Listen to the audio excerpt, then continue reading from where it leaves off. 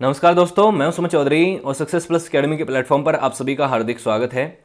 तो दोस्तों, आज के इस वीडियो में हम बात करने वाले हैं प्राचीन भारत के एक ऐसे संप्रदाय के बारे में जो कि आज के समय पूरे भारत से विलुप्त हो चुका है। इसको बोलते हैं the lost religion of ancient India और इसका नाम है आजीवक संप्रदाय और आजीविक संप्रदाय भी इसको कहते हैं।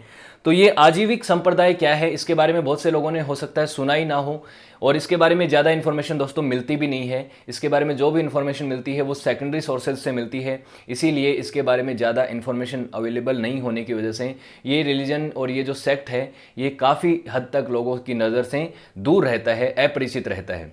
तो आज इस रिलीजन और आज इस फिलोसॉफी के बारे में हम बात करेंगे जो कि कहती है नियति के बारे में, कॉन्सेप्ट ऑफ नियति की ये बात करती है।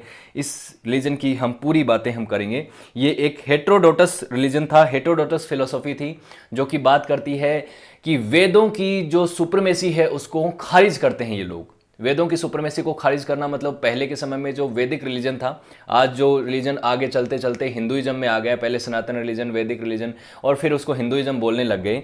इसमें क्या होता था कि कर्म के बारे में बातचीत होती थी, वेदों की सुप्रीमिज्म के बारे में बात होती थी। इन चीज़ों को जो फिलोसॉफी खारिज करते हैं उन्हीं को हम हेटेरोडोटस फिलोसॉफी कहते हैं या नास्तिक फिलोसॉफी कहते हैं। नास्तिक मतलब ये ईश्वर के अस्तित्व में भी नहीं मानते कि कोई डाइटीज होती हैं, इस चीज़ को भी ये नहीं मानते। और इस तरीके की 5 फिलोसॉफी हैं भारत में। एक जैसे अक्रियवादी फिलोसॉफी है, संदेहवादी फिलोसॉफी है, नित्यवादी फिलोसॉफी है और उच्छेदवादी फिलोसॉफी है और उसके अलावा ये आजीविक फिलोसॉफी है। और जो जैनिज्म बुद्धिज्म है वो भी कुछ इस तरीके की ही फिलोसॉफी है। तो इनके बारे में हम बाद में बात करेंगे, लेकिन अब हम इस आजीवक सेक्ट के बारे में कर लेते हैं बात कि ये आजीवक सेक्ट क्या था।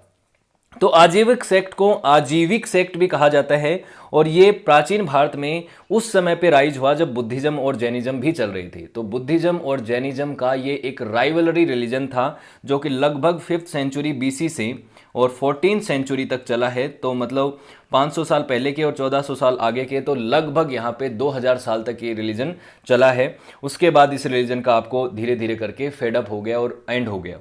और इस आजीविक का मतलब क्या होता है? आजीविक का मतलब होता है following the ascetic way of life. जो आपका संत महात्मा, एसेंटिक जो रहते हैं लोग, जो मॉन्क होते हैं, उस तरीके की लाइफ को जीना ही क्या है? आजीविक होना है। और इस रिलीजन के, इस सेक्ट के जो फाउंडर थे वो थे मखाली घोषाल। मखाली घोषाल को कई बार घोषाल माखली पुत्र भी कहा जाता है।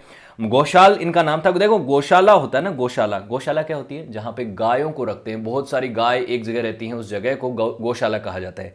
और ये भी एक कहानी है, मैं आगे आपको बताऊंगा कि इनका नाम गौशाला क्यों पड़ा। और इनके पिता का नाम था मखाली, तो कई बार इनको मखाली गौशाला कहा जाता है।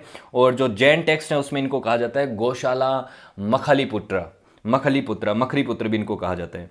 तो ये जैनिज्म के जो 24वें तीर्थकर थे महावीर स्वामी जी, उनके साथ इनकी दोस्ती भी थी अर्ली पीरियड में। उसके बाद इनके आपस में बीच में कॉन्फ्लिक्ट भी रहे हैं कुछ, और इनके बीच में जैन टेक्स्ट कहते हैं इनके बीच में एक वायलेंट फाइट भी हुई थी। तो वो चीज़ें भी आगे हम कवर करेंगे कि क्या कुछ हुआ था। तो भारत के इतिहास में लगभग 5वीं-6वीं शताब्दी ईसा पूर्व में, बीसीई में क्या हुआ था? एक ऐसा रिलीजियस दौर आया था जिसमें रिलीजियस रिफॉर्म्स और रिवाइवलिज्म का दौर आया था। हर युग में एक दौर ऐसा आता ही, आपको मैं मेडाइवल पीरियड में भी पढ़ा चुका हूँ, मॉडर्न हिस्ट्री में भी पढ़ा चुका हूँ। 19th सेंचुरी में जो दौर आया था, पहले 13th-14th सेंचुरी और 15th सेंचुरी में आया था। उसी तरीके से 6ठी और 5वीं शताब्दी में जो दौर आया उसमें एक श्रामण मोमेंट हुआ था। श्रामण मोमेंट वही मोमेंट है जो कि वेदों की सुप्रीमेसी को खारिज करता है।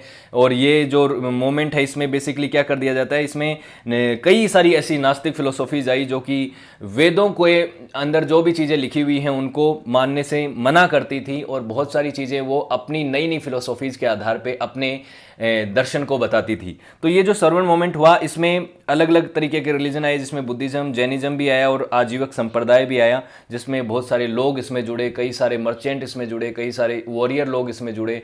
तो ये फिलोसॉफी कहती क्या है इसके बारे में हम बात करेंगे, लेकिन पहले हम मखाली घोषाल को जान लेते हैं। ये व्यक्ति कौन थे जिन्होंने इस धर्म नहीं, इस सेक्ट की, संप्रदाय की नींव रखी। तो मखाली घोषाल जो हैं ये आजीवक संप्रदाय के फाउंडर माने जाते हैं। लेकिन ये जो ओरिजिनली सबसे पहले बन के आया था पूरा रिलीजन सेक्ट, उसका फाउंडर कौन है इसके बारे में पता नहीं चलता।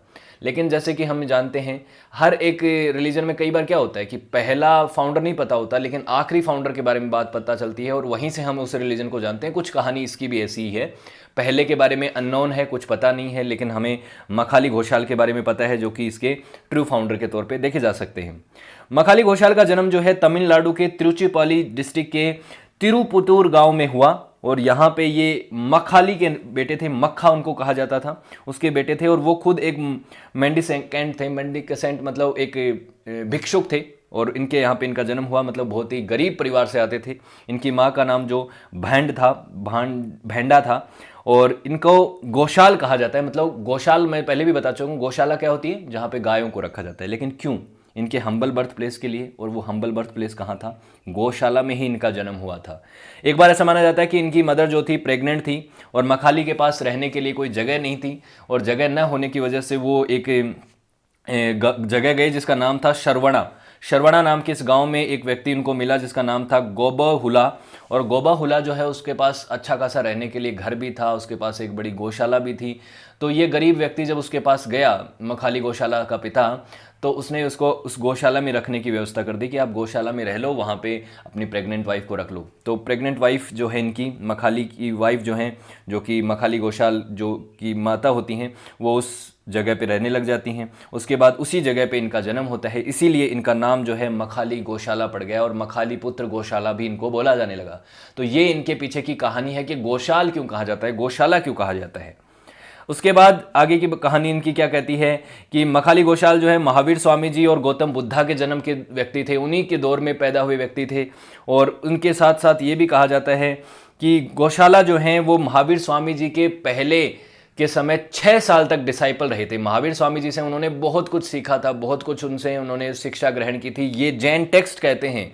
उसके बाद 6 साल साथ रहने के बाद ये तो अलग हो गए, गौशाला तो अलग हो गए कुछ सालों के लिए, और उसके बाद जब वापस मिलते हैं मखाली गौशाला महावीर स्वामी जी से, तो वो एक बदले हुए व्यक्ति उनको नजर आते हैं। उनके रास्ते एकदम बदल जाते हैं, उनकी फिलोसफी, उनका सोचने का तरीका, उनका वे ऑफ लाइफ, सब कुछ बदल जाता है।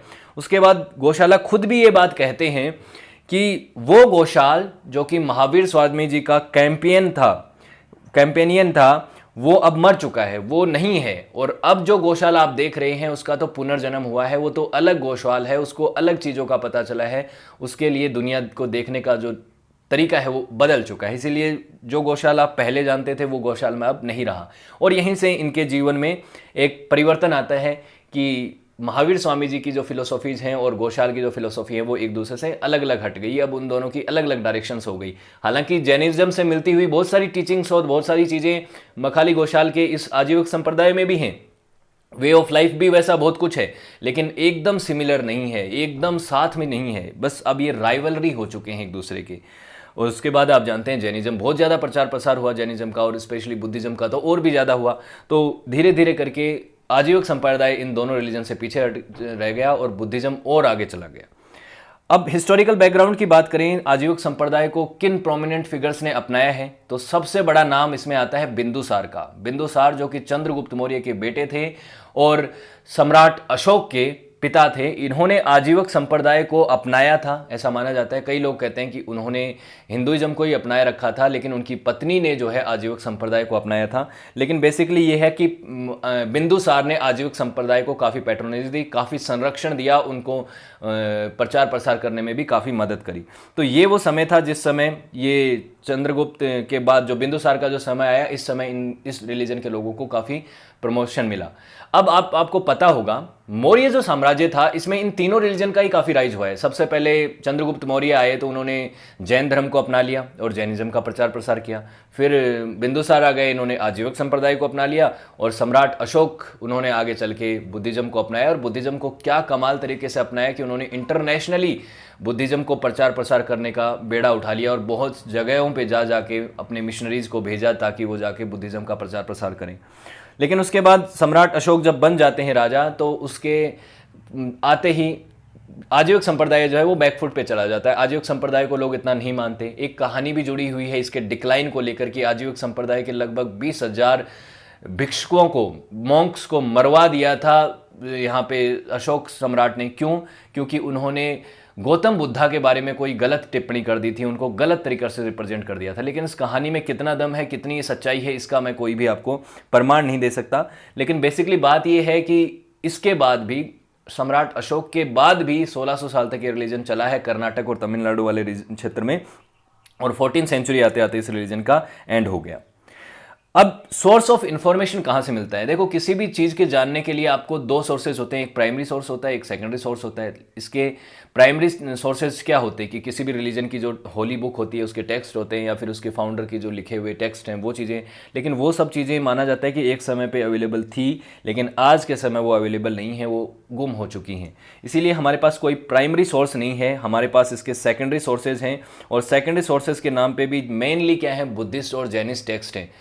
और आप एक और चीज समझ सकते हैं कि जब बुद्धिज्म और जैनिज्म का ये राइवलरी रिलीजन था, राइवलरी सेक्ट था, तो ये जो दोनों रिलीजन हैं ये इसका क्रिटिसिज्म ज़्यादा करते हैं। इसके बारे में जो पॉजिटिव चीज़ें हैं वो ज़्यादा नहीं बताते।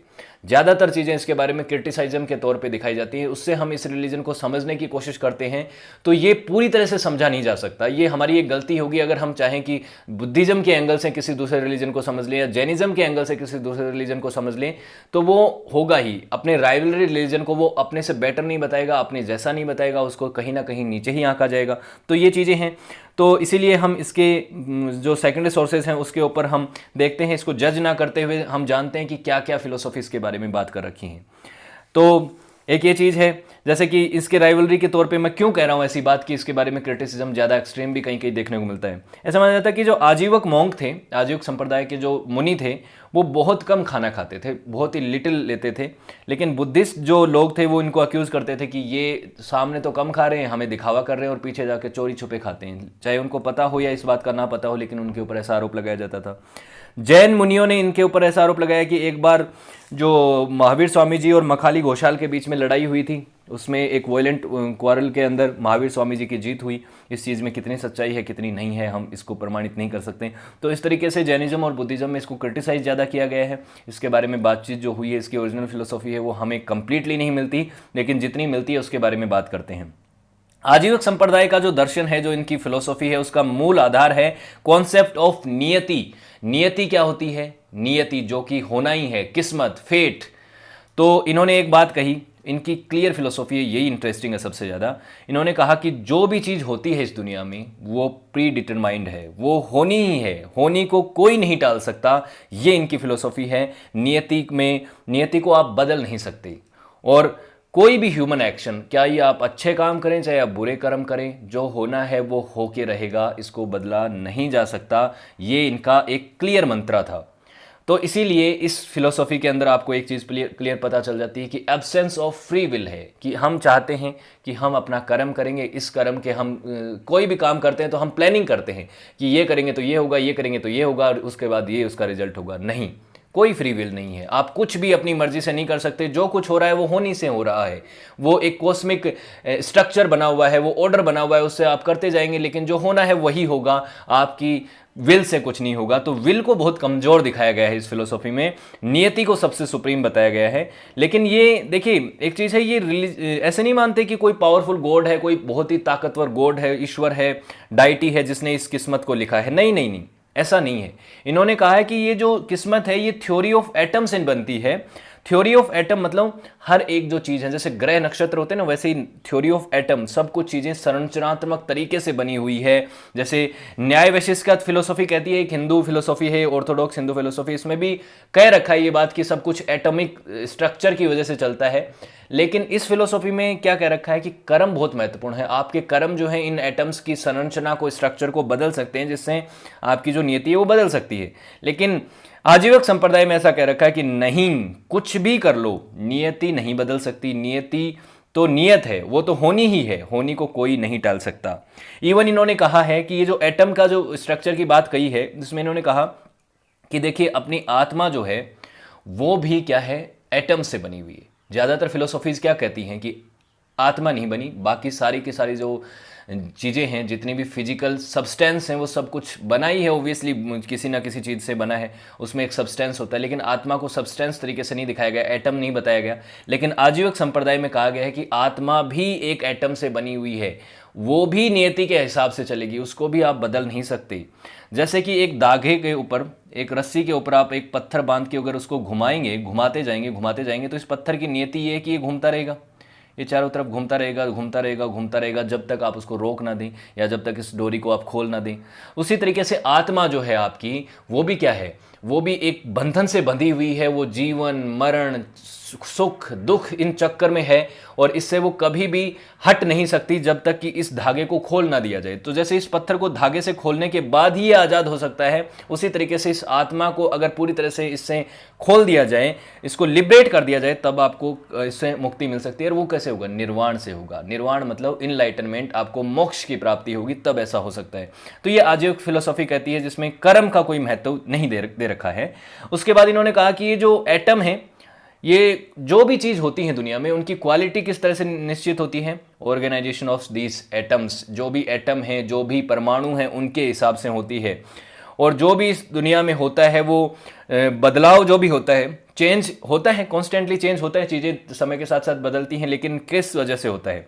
जो भी इस यूनिवर्स के अंदर इन एटम्स का रीअरेंजमेंट होता है, उसकी वजह से होता है। और रीअरेंजमेंट किसकी वजह से होता है? कॉस्मिक फोर्सेस की वजह से, कर्म की वजह से नहीं, कॉस्मिक फोर्सेस की वजह से। ये बात इन्होंने कही। तो इससे हम क्या समझ सकते हैं, इससे रिजल्ट किस तरीके से पहुंचा जा सकता है कि जो भी कॉस्मिक फोर्स है वो यूनिवर्स में प्री डिटरमाइंड है, वो पहले से निश्चित है। तो अगर कॉस्मिक फोर्स पहले से निश्चित है, तो इसकी वजह से जो भी यूनिवर्स में होगा वो भी पहले से निश्चित है, प्री डिटरमाइंड है। अगर सब कुछ ही पहले से निश्चित है, तो एटम जो हैं, उनका जो बिहेवियर है, वो पहले से, हमारी आत्मा जिसमें उसी से एटम से बनी हुई है ना, उन्हीं एटम से बनी हुई है, जो पहले से डिसाइडेड है, यूनिवर्स उनको अपने हिसाब से चलाता है। तो हमारी आत्मा कर्म और वगैरह से, किसी भी चीज़ से उन चीज़ों को बदल नहीं सकती, नियति को नहीं बदला जा सकता। इसीलिए कोई भी लिविंग बीइंग, जो भी ह्यूमन बीइंग है, जो भी इंसान है, जो भी धरती पे अवेलेबल है, वो इसको बदल नहीं सकता, नियति को बदल नहीं सकता, उसकी कोई भी फ्री विल नहीं है। तो ये बात इन्होंने कही। इसकी वजह से दिक्कत कहाँ आती है? दिक्कत यहाँ पे आती है कि अगर इंसान की कोई फ्री विल ही नहीं है, आदमी अपनी मर्जी से कुछ कर ही नहीं सकता, और उसके करने और ना करने से कोई फर्क ही नहीं पड़ेगा, तो उसके कर्म जो हैं, उससे क्या फर्क पड़ेगा? कर्मों के प्रति वो रिस्पॉन्सिबल क्यों है? सब कुछ तो अपने आप ही हो रहा है, सब कुछ तो इस नियति के द्वारा हो रहा है, तो कर्मों के प्रति उसका उत्तरदायित्व बनता ही नहीं है। अगर उसने अच्छे कर्म किए तो भी कोई फर्क नहीं पड़ता, उसने बुरे कर्म करे तो भी कोई फर्क नहीं पड़ता। अच्छे कर्म करेगा तो उसको उसका बेनिफिट नहीं होगा, बुरे कर्म करेगा तो उसको उसकी सजा नहीं मिलेगी। ये बात थोड़ी सी यहाँ पे क्या होती है, दिक्कत वाली बात है। प्रॉब्लमेटिक इसलिए है क्योंकि बहुत सारे लोग रिलीजन को फॉलो करते हैं या किसी फिलोसॉफी को फॉलो करते हैं, तो उनके मन में उसके प्रति एक श्रद्धा होती है, और अपने कर्मों को लेकर वो बड़ा सोचते हैं कि मैं इस तरीके का कर्म करूंगा तो मुझे ये मिलेगा, मुझे स्वर्ग मिलेगा, मुझे नरक मिलेगा, मुझे अच्छे कर्म मिलूंगा तो मुझे मेरे पुण्यों में उसकी गिनती होगी। ये सब चीज़ें आदमी सोच के चलता है, इसके लिए वो अच्छे कर्म करने की तरफ सोचता है। लेकिन जब आजीविक संप्रदाय या आजीविक फिलोसॉफी यही कह देगी कि कर्म कैसे भी करो, कुछ भी करो, कोई फर्क नहीं पड़ता, तो ये वाली चीज़ें हैं, ये थोड़ी सी डिस्टर्बिंग हो जाएगी। कोई भी आदमी वो काम नहीं करेगा अपने नुकसान के लिए, किसी का भला नहीं करेगा, सिर्फ अपना फ़ायदा सोचेगा कि ठीक है। लेकिन ये भी है कि फ़ायदा भी सोचने से कोई फ़र्क नहीं पड़ता, आप अपना कितना भी फ़ायदा कर लो, आपका होना तो वही है जो कि नियति में लिखा हुआ है। तो चीज़ें, दोनों चीज़ें हैं, वाइस वर्सा हैं, कुछ पॉजिटिव्स भी हैं, कुछ नेगेटिव्स भी हैं, और हम इस चीज़ से इसको पूरी तरह से क्रिटिसाइज भी नहीं कर सकते, क्योंकि हमें इंपॉर्टेंटली पूरी तरह से पता भी नहीं है कि इसमें और क्या क्या चीज़ें फिलोसॉफी में ऐड करी गई हैं। तो ये जो चीज़ें हैं, ये डायरेक्टली कॉन्फ्लिक्ट करती हैं जो सोसाइटी का एक पहले से बना हुआ स्ट्रक्चर था, जिसमें ये कहा गया है कि आपके कर्म आपकी नियति को तय करते हैं। तो इन्होंने कहा कि नियति को कोई तय नहीं करता, नियति को सिर्फ कॉस्मिक फोर्सेस जो हैं वो तय करती हैं, और वही पहले से डिफाइंड है, आपके कर्म उस पर कोई प्रभाव नहीं डालते। ये बात इन्होंने कही। एसेंटिसिज्म मतलब इनका जो साधुवाद है, इनके जो मॉन्क हैं वो किस तरह से रहते हैं, उसकी बात कर लेते हैं। तो आजीविक संप्रदाय के जो मॉन्क हैं वो भी मेनली उसी तरीके से रहते हैं जैसे जैन मुनि रहते हैं, बिना कपड़ों के, और एक बहुत ही एसेंटिक ऑर्गेनाइज ग्रुप तरीके से रहते हैं, और बहुत ही मुश्किल भरा जीवन ये जीते हैं। नेल्स के ऊपर सोना, आग के बीच से निकलना, एक्सट्रीम वेदर कंडीशंस में रहना, और बहुत सारा टाइम जो है एक बड़े बड़े पोर्ट्स में बिताना, और उस तरीके के जीवन बिताना। तो यहाँ पे आपको थोड़ा सा इसमें डाउट होगा कि अभी तो फिलोसॉफी में ये बताया था कि कर्म से कोई फर्क नहीं पड़ता, तो इस तरीके का मुश्किल भरा जीवन और इस तरीके का मोंक वाला लाइफ जीने की क्या ज़रूरत है। तो कहीं ना कहीं ये चीज़ मिस इन्फॉर्मेशन है, कहीं ना कहीं इसके बीच का एक पॉइंट गायब है जो कि हमें पता नहीं चलता, और जैन और बुद्धिस्ट टेक्स्ट में उनको लिखा हुआ नहीं है कि इस तरीके का जीवन भी जीते हैं, मुश्किलों भरा, और मोंक और तपस्या भी करते हैं, सब कुछ करते हैं, लेकिन एक फिलोसॉफी में इन्होंने कह रखा कि कर्म का कोई महत्व ही नहीं है। तो ऐसा नहीं हो सकता, कर्म का महत्व कहीं ना कहीं इन्होंने बताया होगा, लेकिन वो इन्फॉर्मेशन हमें मिलती नहीं है। अब ओपन टू ऑल है ये सेक्ट जो है, उस तरीके के जो जैनिज्म बुद्धिज्म उस टाइम के रिलीजन थे, उस टाइम के जो सेक्ट थे, वो भी यही कहते थे कि सबके लिए ओपन है, कोई भी कास्टिज्म सिस्टम नहीं है, जो कि उस समय के वैदिक रिलीजन में एक बड़ी प्रॉब्लमेटिक सिचुएशन क्रिएट हो गई थी कि बहुत सारी कास्ट बन चुकी थी और कास्ट के आधार पर लोगों में डिस्क्रिमिनेशन होता था। तो उस वजह से इन सेक्ट का बनना भी एक बड़ा कारण था, और ये चीज़ें हुई और ये सेक्ट बना। इसकी ज़्यादातर आपको जो मूर्तियां हैं या इनके बार चित्र हैं वो आपको बारबारा केव्स में मिलते हैं, जो जहानाबाद डिस्ट्रिक्ट ऑफ बिहार में है। और ये जो रॉक कट जो उस समय की जो बनी हुई थी, पुरानी जो केव्स बनी हुई थी, ये सम्राट अशोक ने इनको दी थी आजीविक संप्रदाय के लोगों को, क्योंकि उनके पिता ने आजीविक संप्रदाय को काफ़ी पैट्रोनेज दी थी। तो अपने पिता की याद में उन्होंने आजीविक संप्रदाय के लोगों को ये गुफाएं दे दी थी। उसके बाद आने वाले समय में इनके जो वंशज थे उन्होंने भी आजीविक संप्रदाय के लोगों को कुछ कुछ चीज़ें दी हैं, डोनेट करी हैं गुफाएं। तो ये चीज़ें हैं। होपफुली आपको आजीविक संप्रदाय के बारे में कुछ एक डिटेल इन्फॉर्मेशन मिली होगी, जितना आपको इधर उधर सोर्सेज में अगर आप सर्च करेंगे तो आपको बहुत सारे सोर्सेज को फॉलो करना पड़ेगा ऑब्वियसली, लेकिन आपको मिल गया होगा जो चीज़ें आप जानना चाहते हो। इससे ज़्यादा इन्फॉर्मेशन इसके बारे में मिलती नहीं है, वरना मैं आपको बताता। सो thank you so much for watching this video. और सक्सेस प्लस एकेडमी के साथ जुड़े रहने के लिए आप इसके सभी प्लेटफॉर्म्स को जुड़िएगा, उनको इंस्टॉल कीजिएगा, इनको सब्सक्राइब कीजिएगा। तो अगर वीडियो अच्छा लगा तो लाइक और शेयर भी कीजिएगा, और आने वाले वीडियोज़ को देखने के लिए चैनल को सब्सक्राइब कर लीजिए please. So thank you so much and see you in next lecture.